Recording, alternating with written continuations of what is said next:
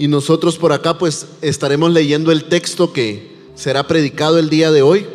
Les invito a que nos mantengamos en pie y estando en pie leamos Mateo capítulo 9, versículos 35 al 38. Y Mateo 9, 35 al 38 dice: Jesús recorría todas las ciudades y aldeas, enseñando en las sinagogas de ellos, proclamando el evangelio del reino y sanando toda enfermedad y toda dolencia. Y viendo las multitudes, tuvo compasión de ellas, porque estaban angustiadas y abatidas como ovejas que no tienen pastor. Entonces dijo a sus discípulos: La cosecha es mucha, pero los obreros pocos. Por tanto, pidan al Señor de la cosecha que envíe obreros a su cosecha.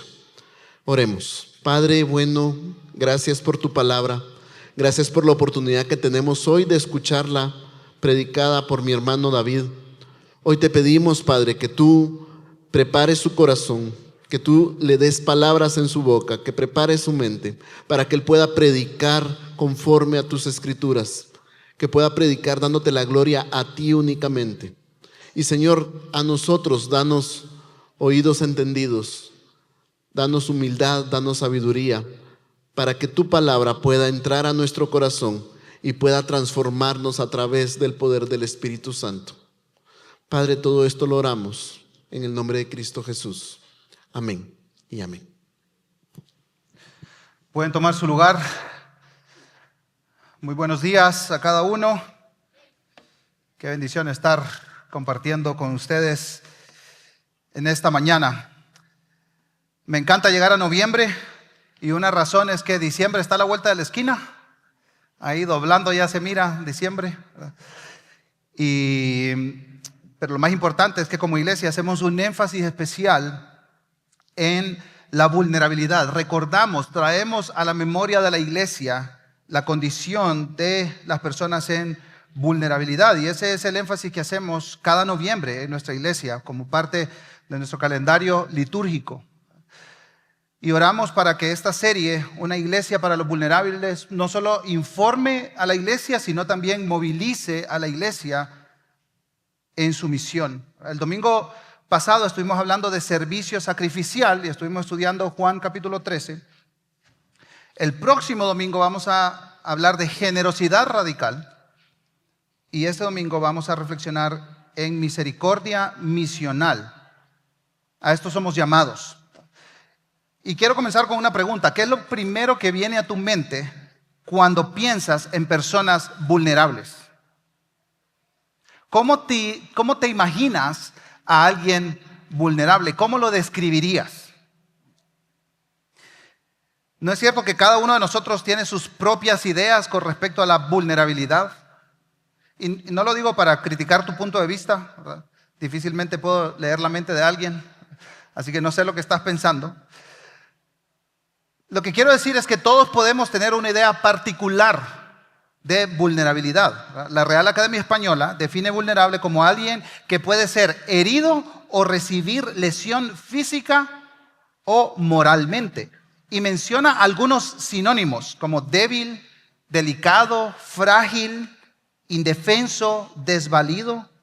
Y si lo vemos desde ese punto de vista, todos los seres humanos tenemos algo de vulnerabilidad. ¿No es cierto? Todos estamos a expensas de ser vulnerados por algo o por alguien. Y por años, en noviembre, hemos enfatizado esta triada vulnerable que se menciona en la Biblia: huérfanos, viudas y extranjeros. Pero debemos preguntarnos, ¿habrá alguna vulnerabilidad más profunda que va más allá de lo social, de lo económico, y que deja al ser humano totalmente indefenso? Y para responder esa pregunta, nosotros vamos a reflexionar, en primer lugar, en la mirada de Jesús a los vulnerables, que es el pasaje que acabamos de leer en Mateo capítulo 9. ¿Cómo Jesús ve a los vulnerables? ¿Cómo los identifica?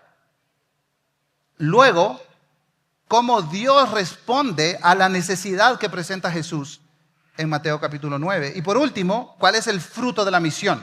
¿Cuál es el fruto de la misión? Así que hoy no nos quedaremos en Mateo capítulo 9, partiremos del capítulo 9 de Mateo y luego iremos al libro de Hechos y algunas de las cartas para ver no solo quiénes son los vulnerables según Jesús, sino cuál es la respuesta que Dios tiene para los vulnerables. Comencemos entonces con la mirada de Jesús a los vulnerables.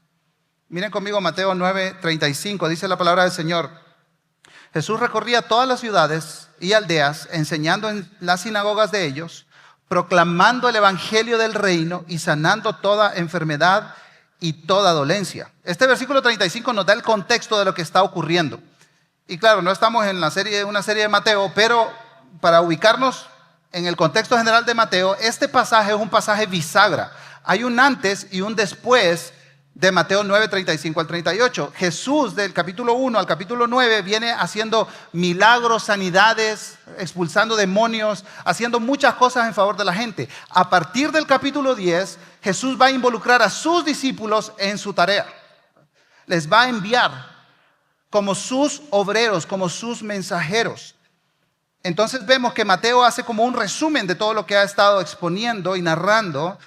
Y dice que Jesús recorría las ciudades y las aldeas cumpliendo este triple ministerio. ¿Lo pudieron ver en el pasaje?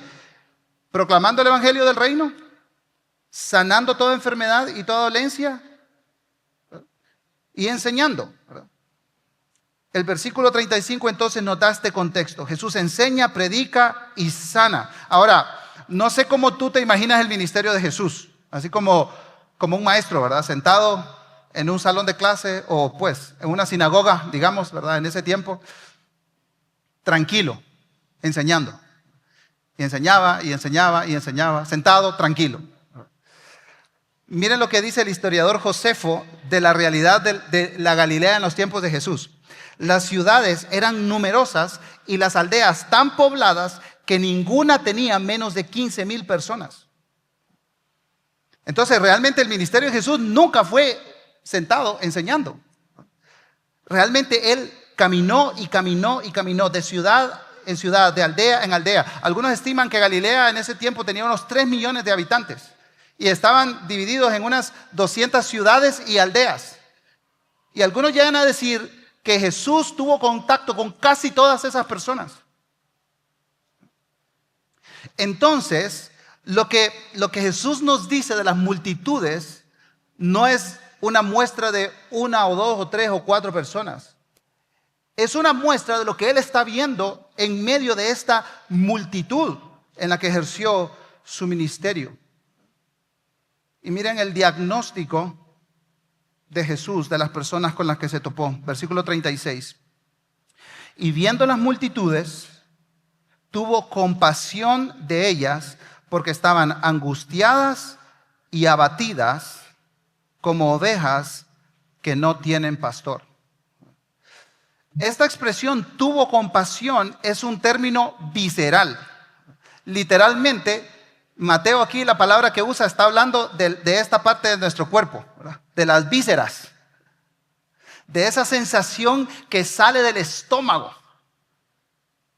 Es un término que implica un movimiento interno, un dolor sentido en lo más profundo del ser. Jesús no sintió una lástima superficial, sintió un dolor verdadero por lo que vio. Y su diagnóstico es gente, dice la NBLA, que leímos nosotros, angustiada y abatida. Pero realmente la palabra es mucho más impactante. Algunas traducciones usan la idea de gente desgarrada, derribada, arrojada al suelo. En otras palabras, Jesús vio vulnerabilidad espiritual en la gente. Personas sin dirección, sin verdad, sin descanso. Y la otra cosa, hermanos, hermanas, es que la religión en ese tiempo no ayudaba tampoco. Por más que te esforzaras, se hicieras, nunca era suficiente.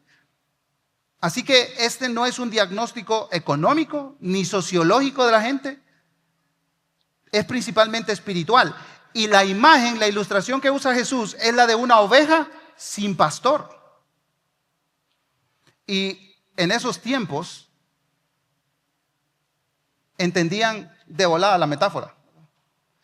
Nosotros podemos ir a Salmo 23, que dice: Jehová es mi pastor, nada me faltará, ¿no? Y esta es exactamente la imagen que Jesús usa aquí.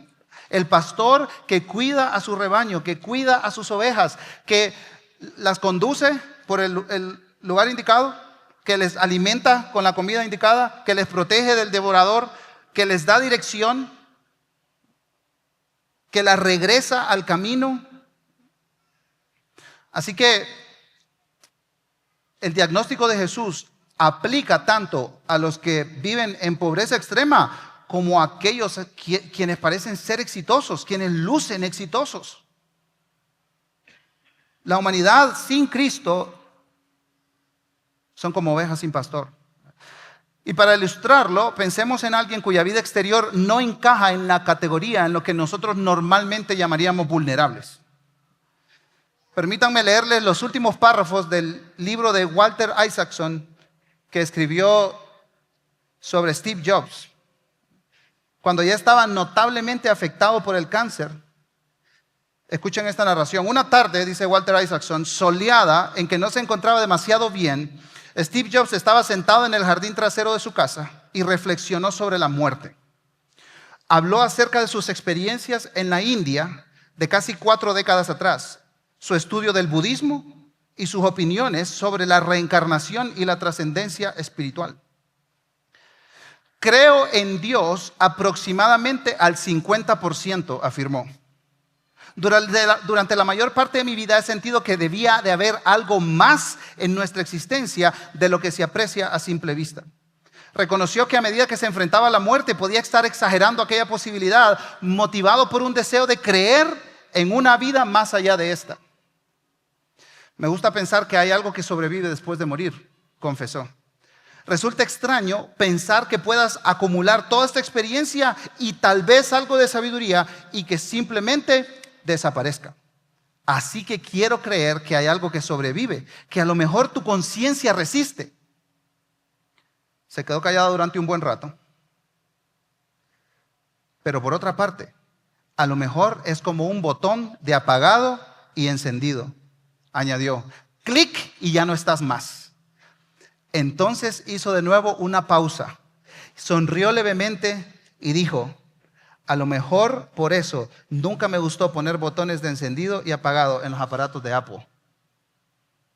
Y esta no es una crítica para los que tienen manzanita.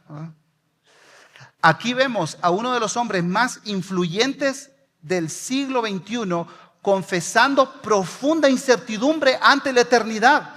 Completamente inseguro, desorientado. Digo, si solo hubiera leído Hebreos, para los hombres está establecido que mueran una sola vez y después de esto, el juicio. Ustedes se pueden imaginar los contactos que este hombre tenía en su teléfono. Los presidentes de Estados Unidos lo llamaban para pedirle consejo. Llamaba a cualquier artista famoso para que llegara a celebrar su cumpleaños. Todos los recursos, toda la fama, el poder, los logros, pero sin un pastor para su alma. Y esa es la condición que Jesús describió, ovejas sin pastor. Steve Jobs es un ejemplo de cómo luce una oveja sin pastor. Y todos nosotros, hermanos, hermanas, antes de conocer a Cristo, vivíamos así, sin esperanza, sin dirección y sin descanso verdadero. Después de ver la condición espiritual de las multitudes, Jesús les dice a sus discípulos, lo que leemos en los versículos 37 y 38. Entonces dijo a sus discípulos, la cosecha es mucha, pero los obreros pocos. Por tanto, pidan al Señor de la cosecha que envíe obreros a su cosecha. ¿Cuál es la solución de Jesús? Hermanos, hermanas, la gran necesidad del mundo son obreros. Ese es el centro de este pasaje. La gran necesidad del mundo son obreros. Jesús dice que el mundo necesita hombres y mujeres dispuestos a anunciar el evangelio y cuidar almas vulnerables. ¿Se dieron cuenta de algo? Que Jesús cambia la metáfora. La gente perdida y sin esperanza, Jesús la compara con ovejas sin pastor. Es una metáfora, una ilustración muy negativa. Es una imagen realista, pero triste, negativa. Pero la respuesta a esta necesidad Jesús la ilustra de una manera completamente diferente. La ilustra con un enfoque positivo y alcanzable. Jesús se imagina una enorme cosecha de grano maduro que necesita mano de obra, necesita cosechadores.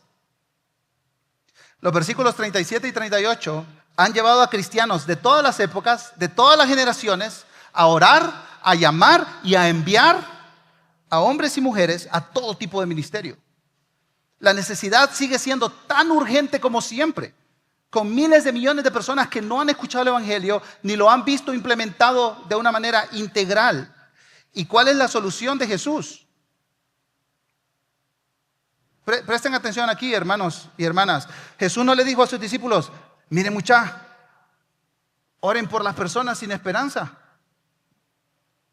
porque están perdidas, para que mi Padre las encuentre. Oren porque son como ovejas sin pastor. Ven, que Jesús no dice eso. Y es interesante porque no es antibíblico orar por los perdidos.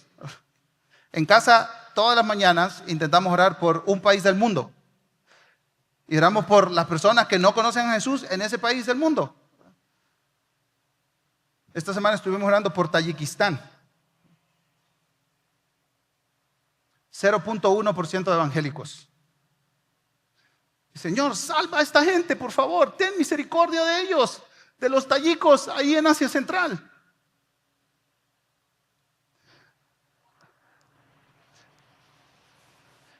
Pero Jesús nos instruye a que oremos por obreros. Por obreros. La primera respuesta del cristiano sabio no es salir corriendo a suplir todas las necesidades que encuentra en el camino. Jesús nos llama para que oremos y que Dios responda enviando hombres y mujeres para la tarea de atender a aquellos vulnerables que están en tanta necesidad del Evangelio de Cristo y su salvación, sin importar su estado socioeconómico, su raza.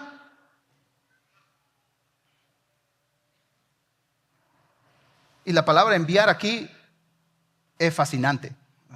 Ekbalo, esa es la palabra. Y realmente es una palabra más fuerte que enviar. ¿Quiénes de aquí jugaron con onda? Así para matar pájaros. No es cierto. Sí, bien sádico, ¿eh? Jugaron con onda de pequeños, ¿verdad? Ahora el teléfono nos está haciendo, bueno, sin comentarios. De pequeños jugábamos con onda, ¿verdad? Y esta es la idea de Jesús aquí. No es así como, a ver, te envío, dale, ¿verdad? No, es poner la piedra en la onda y vámonos, ¿verdad? La idea aquí de Jesús es: rueguen a Dios, el Señor de la mies, que catapulte obreros a su mies. Te ponga una onda y vámonos.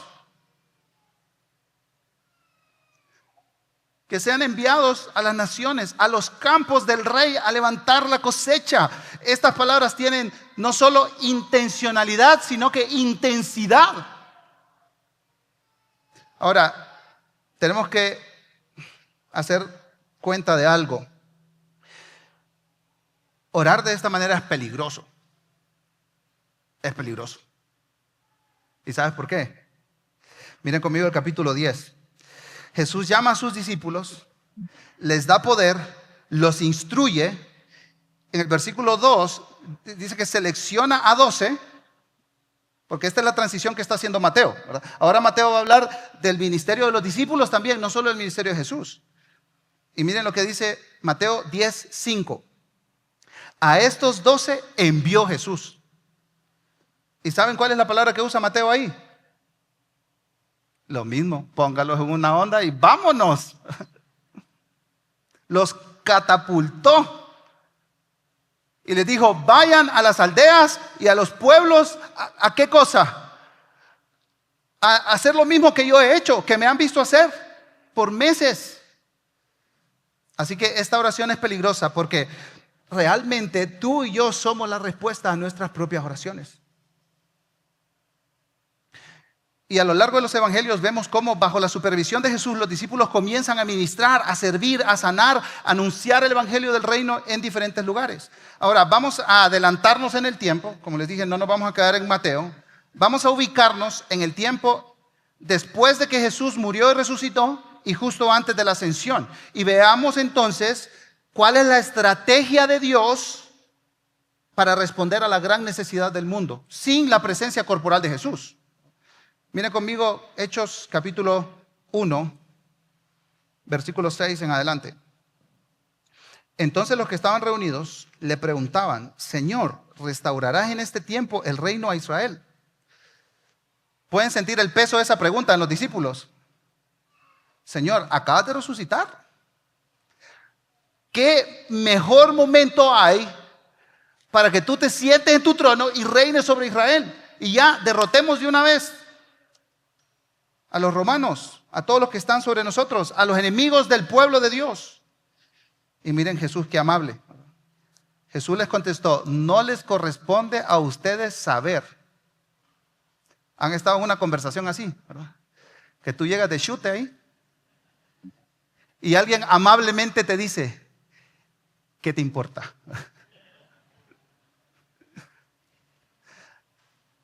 Jesús lo hace amablemente, ¿verdad? Con mucho cariño. Y Jesús le dice a sus discípulos: a ustedes no les corresponde saber, dice, ni los tiempos ni las épocas. Y aquí usa dos palabras que apuntan a la misma idea, pero son diferentes: kairos y cronos. O sea, no les corresponde saber ni la fecha y hora específica, ni la época, en el momento en el que esto va a suceder, en el que el reino de Dios se va a establecer de manera completa y definitiva eternamente. Eso lo ha fijado el Padre con su propia autoridad. Versículo 8. Pero recibirán poder cuando el Espíritu Santo venga sobre ustedes. Aquí es cuando la gente te dice: pero esto sí es lo que tienes que saber. Aquello no, pero esto sí. Ustedes van a ser mis testigos. ¿En dónde? En Jerusalén, en Judea, en Samaria y hasta los confines de la tierra. Algunos han dicho que Hechos 1:8 es el bosquejo geográfico de todo el libro de Hechos. Y el resto del libro de Hechos se encarga de describir el avance del evangelio en todas estas regiones.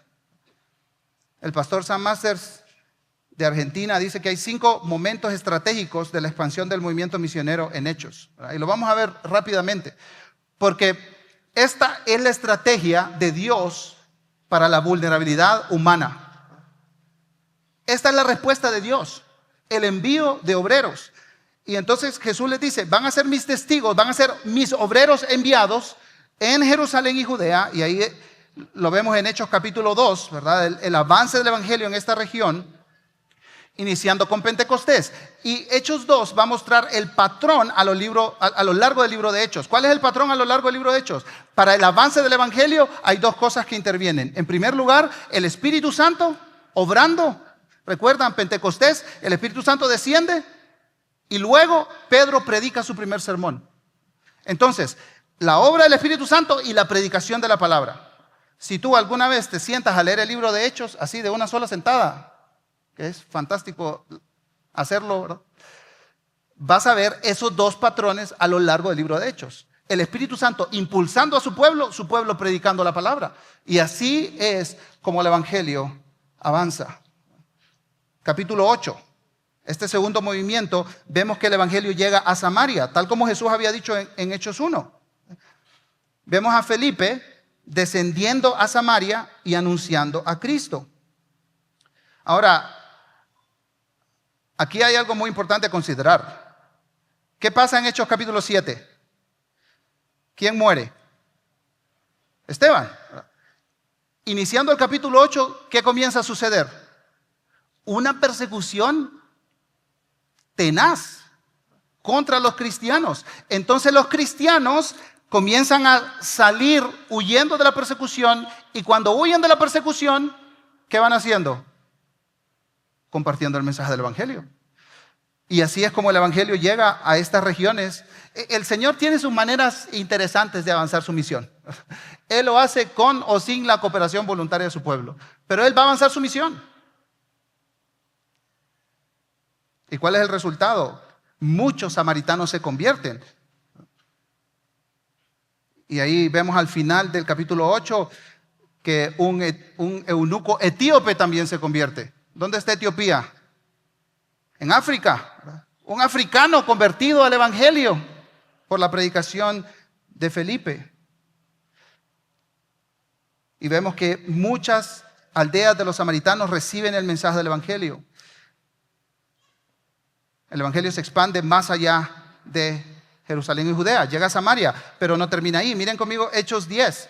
Un centurión romano llamado Cornelio recibe a Pedro en su casa. Y aquí vemos al Espíritu Santo obrando tanto en Cornelio que le dice a Cornelio, ve a traer a Pedro. Le da todas las indicaciones, ¿verdad?, para que mande a traer a este hombre que está en casa de Simón el curtidor. Y en ese momento Dios obra allá en Cesarea y donde está Pedro también, porque Pedro recibe esta visión, la manta esta, ¿verdad?, bajando con todos estos animales impuros. ¿Y qué le dice Pedro? De ninguna manera, Señor. Qué valiente va. Yo no voy a comer eso. Y le dice Dios a Pedro, no llames impuro a lo que yo he santificado. Inmediatamente el Espíritu le dice, unos hombres vienen a buscarte, ve con ellos, porque esto viene de mí. Y así el Evangelio llega con un centurión romano que vive en Cesarea, más allá de Judea, más allá de Jerusalén, más allá de Samaria. ¿A través de quién? De obreros. Vamos al cuarto movimiento, hasta lo último de la tierra. Acompáñenme a Hechos 13, 1 al 3. En la iglesia que estaba en Antioquía habían profetas y maestros. Bernabé, Simón llamado Níger, ¿sabe cuál es esa palabra ahí? Negro. Era africano, Simón. Lucio de Cirene, Manaén, que se había criado con Herodes el tetrarca, y Saulo. Un liderazgo multicultural, multiétnico, de diferente estrato social, está dirigiendo esta iglesia en Antioquía, que por cierto, en Hechos 11 se plantó esa iglesia, pero Lucas no nos dice quién plantó esa iglesia. Eran hermanos que iban huyendo de la persecución, llegaron a Antioquía, predicaron el Evangelio y se comenzaron a congregar.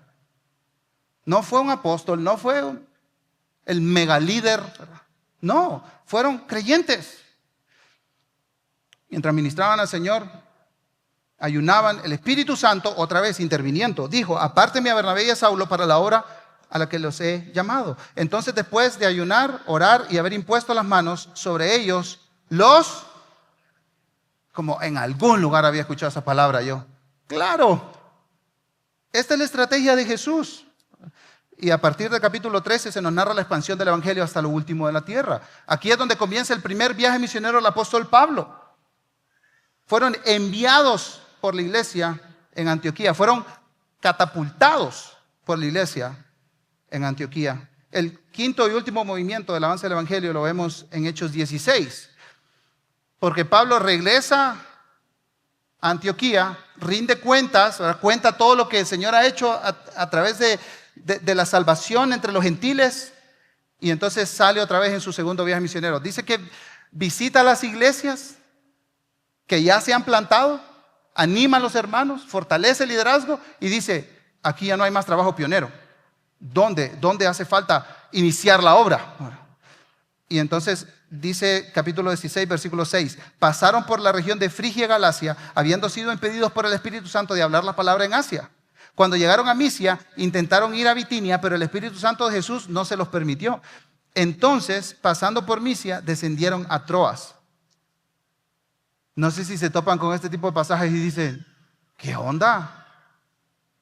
¿Cómo así que el Espíritu Santo les prohibió hablar la palabra de Dios en estos lugares?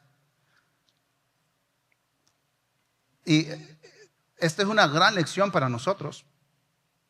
Aunque hay muchos lugares donde podemos invertir nuestros esfuerzos y recursos, tenemos que buscar la dirección de Dios para avanzar su misión. Dios tiene su agenda. No podemos hacer todo ni local ni globalmente. Todos necesitamos dirección de Dios a través de su Espíritu para saber dónde enfocar nuestro tiempo, nuestros recursos, y eso es lo que vemos en Pablo. Versículo 9. Por la noche se le mostró a Pablo una visión. Un hombre de Macedonia estaba de pie, suplicándole, pasa a Macedonia y ayúdanos. Cuando tuvo la visión, enseguida procuramos ir a Macedonia, persuadidos de que Dios nos había llamado para anunciarles el Evangelio. Un momento crucial en la historia de la iglesia. El Evangelio llega a tierras europeas, lo que hoy conocemos como los Balcanes. El Espíritu Santo guía al equipo misionero para que se dirija a Macedonia. ¿Y quién está esperando recibir el Evangelio? Lidia, una mujer vendedora de púrpura. Y comienza el Evangelio a impactar. Y estas primeras dos ciudades son Filipos y Tesalónica. Y estas ciudades no tenían iglesia, creyentes, no había seminarios bíblicos ni librerías, no había nada, de nada. Vemos aquí a Pablo como pionero, como un obrero enviado, llevando a personas el Evangelio que nunca antes lo habían escuchado. Ahora vamos a dejar el relato del doctor Lucas en ese punto y ahora nos concentraremos en el fruto de la misión. ¿Cuál es el fruto de la misión?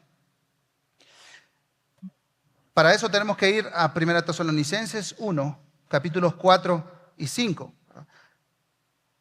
Dice la palabra del Señor: sabemos, hermanos amados de Dios, de la elección de ustedes, porque nuestro evangelio no vino a ustedes solamente en palabras, sino también en poder, en el Espíritu Santo y con plena convicción, como saben qué clase de personas demostramos ser entre ustedes por el amor que les tenemos. En estos versículos tenemos 4 elementos que llevan a la salvación. El primero es la elección de Dios. Lo segundo, el Evangelio de Cristo. Lo tercero, la convicción del Espíritu Santo. Y lo último, el testimonio del mensajero. No demos por sentado que el Evangelio ha llegado aquí a Guatemala, que ha llegado a tu casa, que nosotros hemos escuchado el Evangelio y encontrado salvación. Realmente es un milagro divino.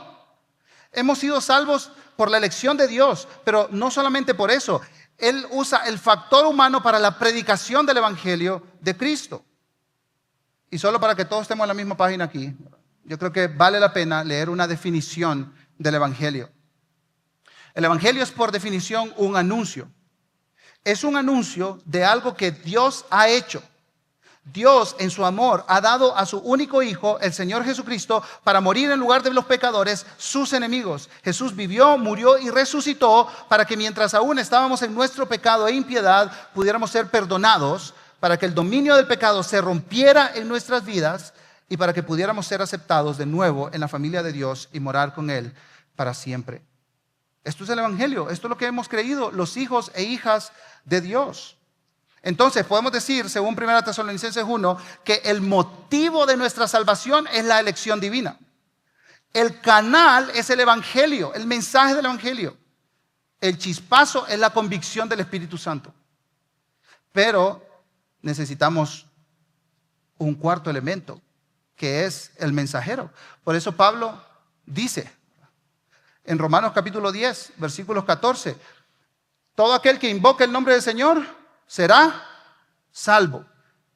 ¿Cómo pues invocarán de quien no han oído? ¿Y cómo oirán si no hay quien les predique? ¿Y cómo predicarán si no han sido enviados? ¿Ven la respuesta de Dios para la necesidad de la vulnerabilidad espiritual del ser humano? Es la misma, son obreros enviados. Por eso Pablo termina diciendo en el versículo 15, cuán hermosos son los pies de los que proclaman el anuncio del bien, del evangelio del bien. Y esa palabra hermosos ahí podemos entenderla como oportunos. Y esta es la cadena de la salvación. Para que alguien sea salvo, tiene que haber muchas cosas que suceden en la providencia de Dios. Otra forma de ilustrar esto es pensando cómo avanza la gran comisión en este mundo. Paso número 1. Discípulos de Cristo van donde no hay acceso al evangelio. Paso número 2. Estos discípulos comparten el evangelio. Paso número 3. Invitan a otros a que se conviertan en discípulos de Jesús, los bautizan, porque esto es una identificación que esta persona es un seguidor de Jesús, y les enseñan a obedecer los mandamientos de Cristo. A esto le llamamos discipulado. Paso 4, estos seguidores de Jesús se reúnen y forman una iglesia local. Paso 5, de estos creyentes surgen líderes para pastorear estas iglesias locales. Y paso 6, estos discípulos en obediencia avanzan con el mensaje del evangelio en regiones donde no hay acceso, Y este ciclo se ha repetido una y otra vez, generación tras generación, hasta que el evangelio llegó a Guatemala. Gloria a Dios por eso. ¿Y quiénes están incluidos? ¿Quiénes están involucrados en esto? Solo los que tienen un llamado. No, todos los creyentes, todos los hijos de Dios.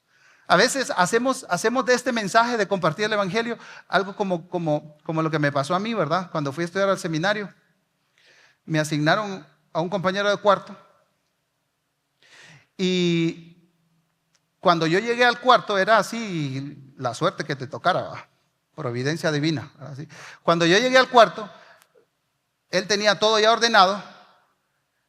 Entonces yo dije, bueno, voy a poner mis cosas donde hay espacio. Entonces comencé a poner todas mis cosas, pero en medio del cuarto había una maleta negra, así, gigante, de esas de militares, ¿verdad?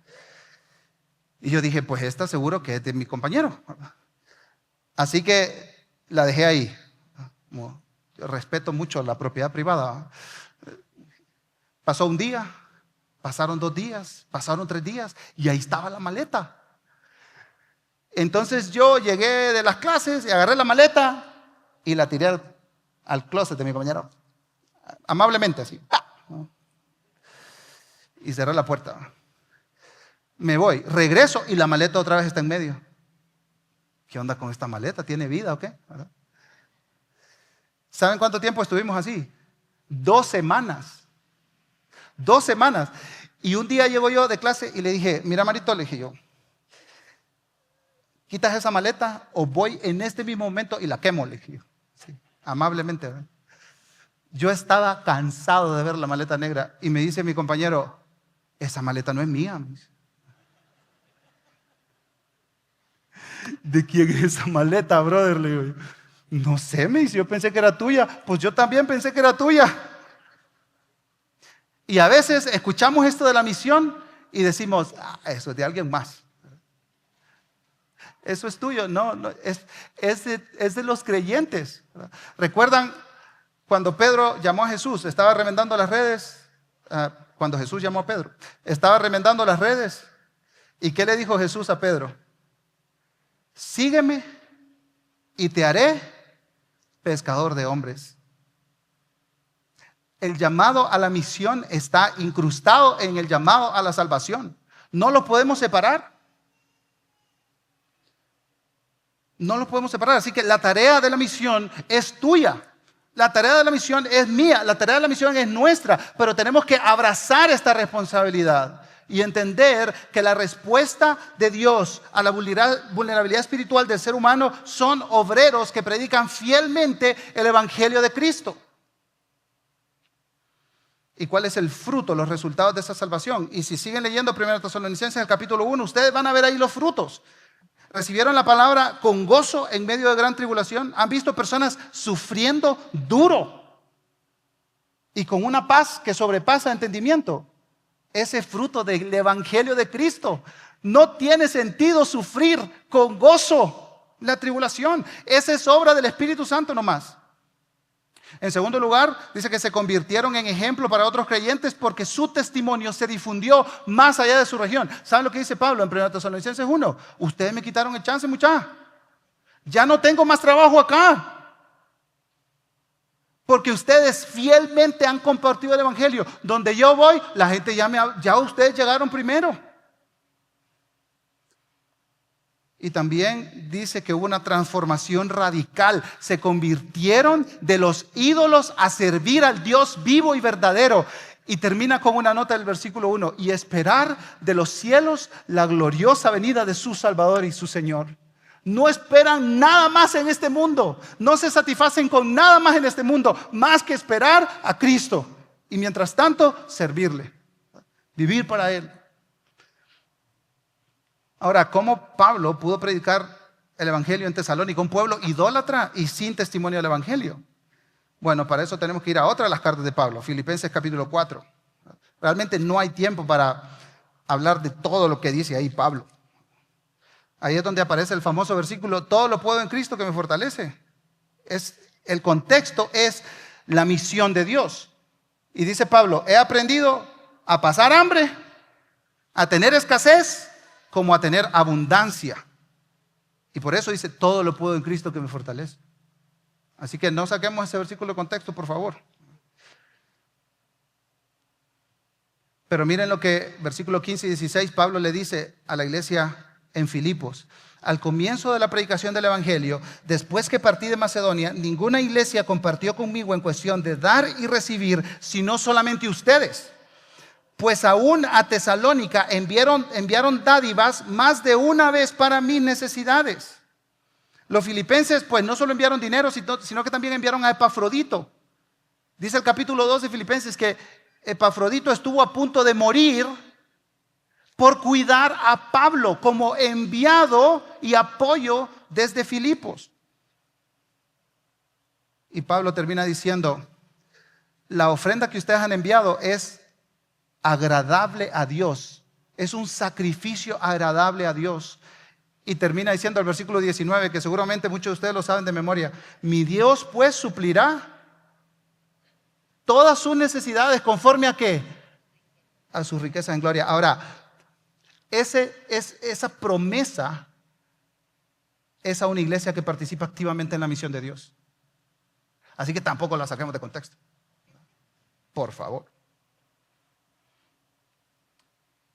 Hasta aquí hemos visto, entonces, la compasión de Jesús por las multitudes vulnerables, el envío de obreros, que es la respuesta para el avance del Evangelio, y el fruto en Tesalónica por el apoyo de iglesias enviadoras, como la iglesia de Filipo. Ahora vamos a darle una mirada a la actualidad de nuestro mundo. ¿Se necesitarán todavía obreros? ¿Qué piensan ustedes? Vamos a intentar ilustrar esta realidad.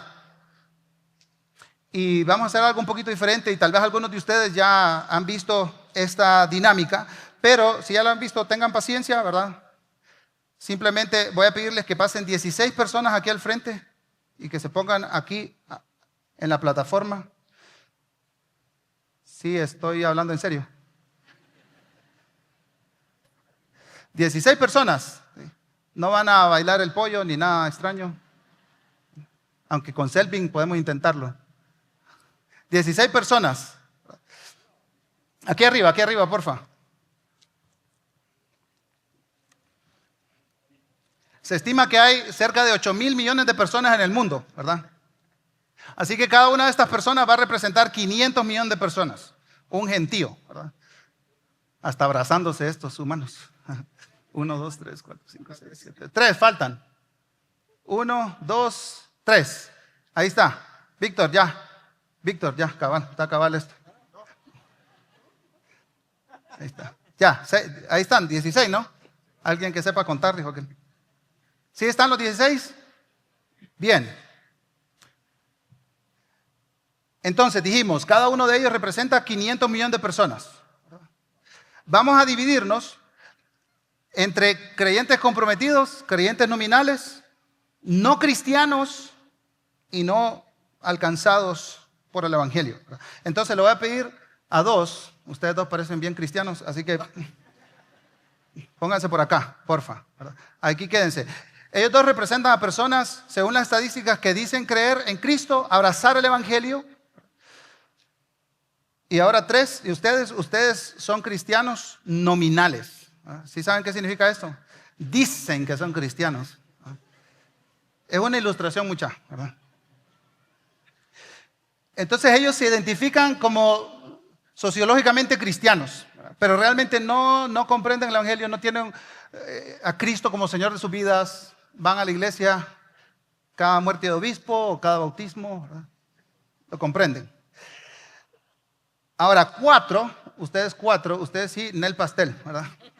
Entonces pónganse aquí enfrente de ellos, porque ustedes 4 representan a 2,000 millones de personas que viven cerca de los cristianos, pero ustedes sí dicen, nosotros no somos cristianos. nosotros no creemos en Cristo, no creemos en el Evangelio, no creemos en ese mensaje, no solo no vamos a la iglesia, sino que no lo creemos. Ahora, en un sentido ellos han rechazado el mensaje. Si lo han escuchado bien. ¿Cuántos nos quedan? 7. Estos hermanos y hermanas aquí representan 3.500 millones de personas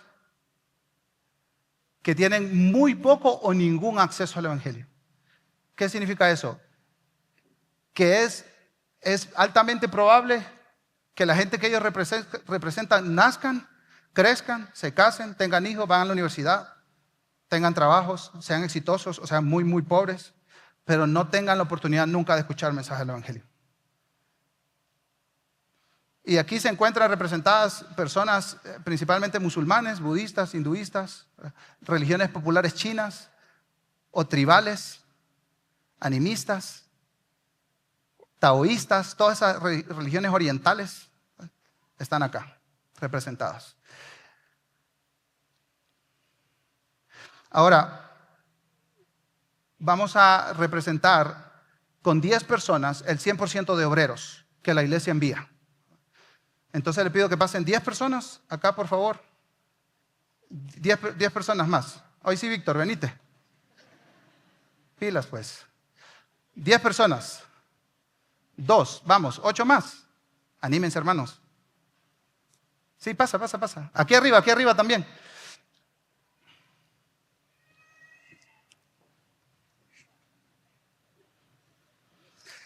¿Cuántas faltan? Aquí viene 2 por 1, incluido. Entonces, ¿quién? Ustedes, ¿verdad? 1, 2, 3, 4, 5, 6, 7. Vamos a poner también ahí. 9, falta 1. Verali, gracias. Sí, ¿verdad? 2, 4, 6, 8, 10. Perfecto. Gracias. Muy bien, vamos a representar con ellos entonces el envío de obreros. El envío intencional de obreros. Entonces le voy a pedir a 7 de ustedes que pasen por acá. Y ustedes se van a ir a poner atrás de los cristianos. 2, 3, 4, 5, 6, 7. Hasta tú también. Ok, ¿cuántos quedan? 3, ¿verdad? Entonces, 7 de los obreros enviados se quedan con los creyentes auténticos, sirviendo dentro de la iglesia. Y para que no se sienta nadie mal, yo estoy incluido en ese grupo. El 20%, ustedes por favor vengan acá, se quedan sirviendo acá en esta zona, donde hay creyentes, donde hay acceso al Evangelio y donde hay personas que rechazan el Evangelio, ¿sí? Pero viven con acceso al Evangelio y con cristianos nominales también. Entonces el 20% más o menos se queda aquí. ¿Cuánto nos queda? Verali, ven, por favor. Menos del 10% está siendo enviado a más de 3.500 millones de personas que tienen muy poco o ningún acceso al testimonio del Evangelio. ¿Cómo consideran nuestro envío? ¿Está un poco desbalanceado? Está muy desbalanceado. Vamos a ver en términos de finanzas ahora. Aquí tengo 100 quetzales que uno de los obreros, María, ¿los puede venir, por favor? Están contaditos, así que. Esto representa el 100% de los ingresos de la iglesia. Te pido que cuentes 82 de esos, porfa. 82. Y dame esto y eso se lo llevas al tesorero allá, de los obreros cristianos. Al que le miras la cara más fiel, ahí, a Víctor.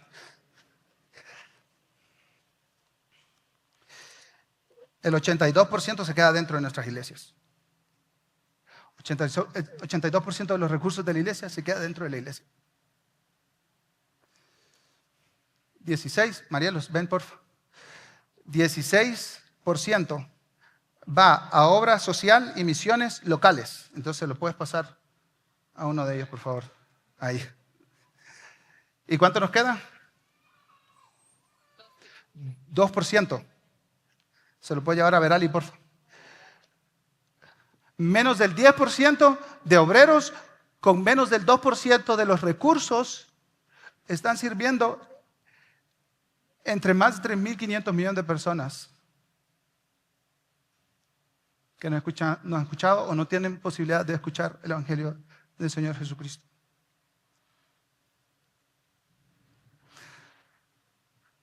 ¿Saben, hermanos, hermanas, cuál es la solución de Dios para esto?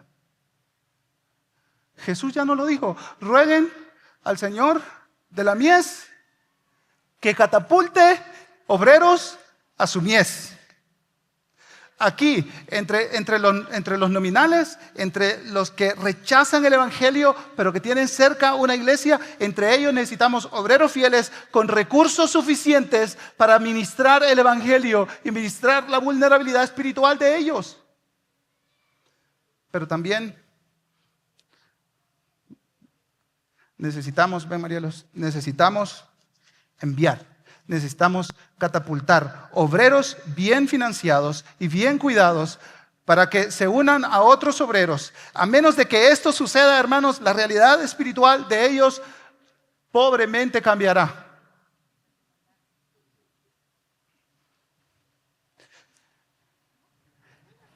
¿Quién irá? Le dijo Jesús a Isaías, ¿a quién enviaré? ¿Y quién irá por nosotros? ¿Y qué dijo Isaías? Heme aquí, envíame a mí. Hermanos, hermanas, la pregunta no es, ¿estoy llamado a la misión? Esa no es la pregunta. La pregunta es, ¿dónde quieres que avance tu misión y de qué manera? Esas son las preguntas. La pregunta no es, ¿estoy llamado yo a la misión? Esa no es la pregunta. Estamos haciendo la pregunta incorrecta. La pregunta correcta es, Señor, ¿dónde me quieres? ¿Qué quieres que haga? ¿Cómo puedo impulsar tu misión, Señor? Para que en cualquier lugar donde esté, donde me siembres, tu misión pueda avanzar para tu gloria entre las naciones. Así que muchas gracias, hermanos. Pueden tomar su lugar.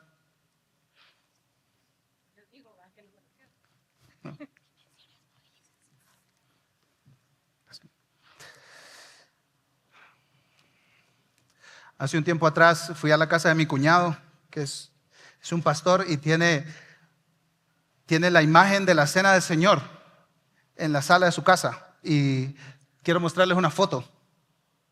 Es una imagen preciosa. Es una imagen preciosa. Es una pintura así larga, larga. Y Jesús está compartiendo la cena.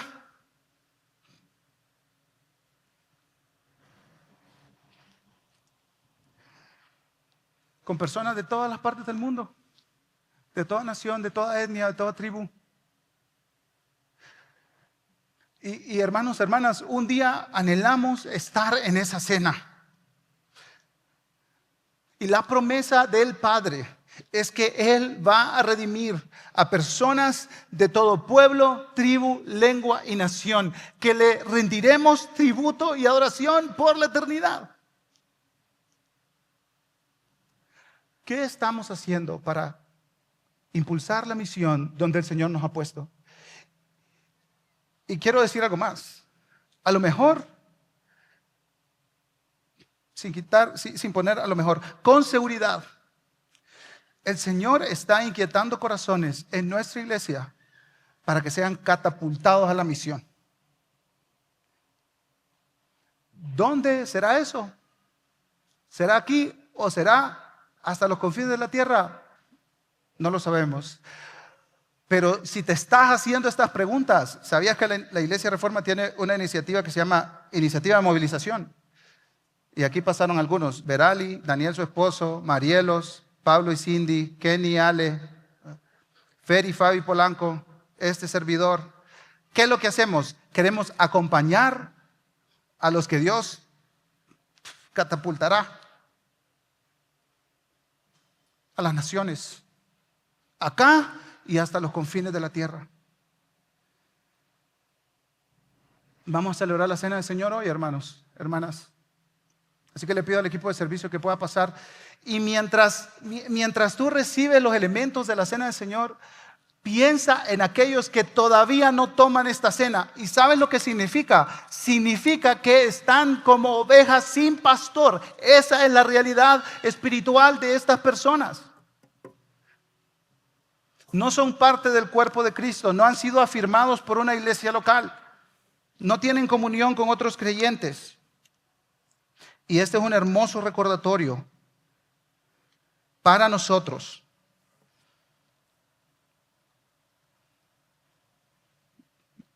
de que la mies es mucha y tenemos que enviar. La mies es mucha y tenemos que participar.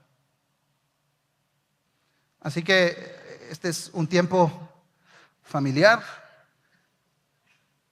Este es un tiempo que compartimos como iglesia, como parte del cuerpo de Cristo. Y te invito para que reflexiones un minuto allá en tu corazón si tienes que ponerte a cuentas con Dios.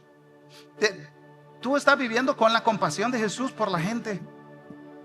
¿O simplemente no te importa?